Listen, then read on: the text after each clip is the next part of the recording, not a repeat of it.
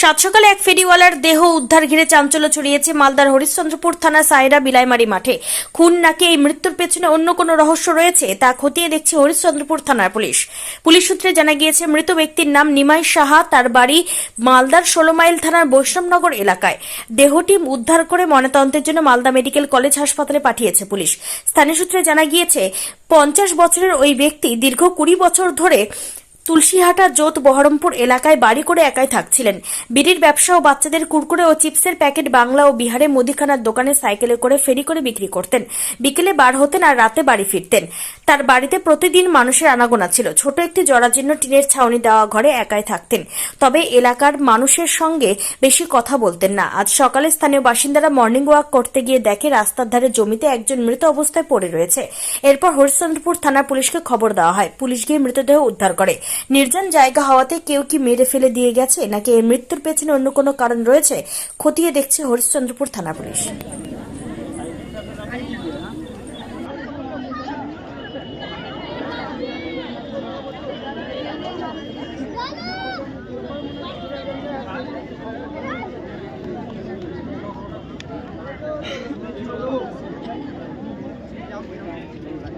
খুবই ভালো ছিল, কুরকুরি ব্যস্ত, কারোর সঙ্গে ঝগড়া ঝাঁটি করছিল না।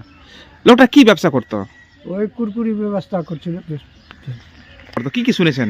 ওই বিড়ির ব্যবস্থা করছিল, বানাচ্ছিল। মানে নিজে কি বিড়ি তৈরি করতো? নিজে বিড়ি তৈরি করতো না বাইরে কোনো মশলা পাতা কাউকে দিয়ে নিয়ে আসতো তৈরি করে? না, এখানে বানাচ্ছিল, বাইরেও দিচ্ছিল কোথাও কোথাও। আর কোন কোন এলাকায় সে যেত ব্যবসা করতে? ইয়ে ছত্রকের দিকে যাচ্ছিল, আর কোথায় কোথায় যাচ্ছিল না যাচ্ছিল। মানে কি বাইক নিয়ে না সাইকেল নিয়ে এলাকায় ঘুরে বেড়াতো? সাইকেল নিয়ে।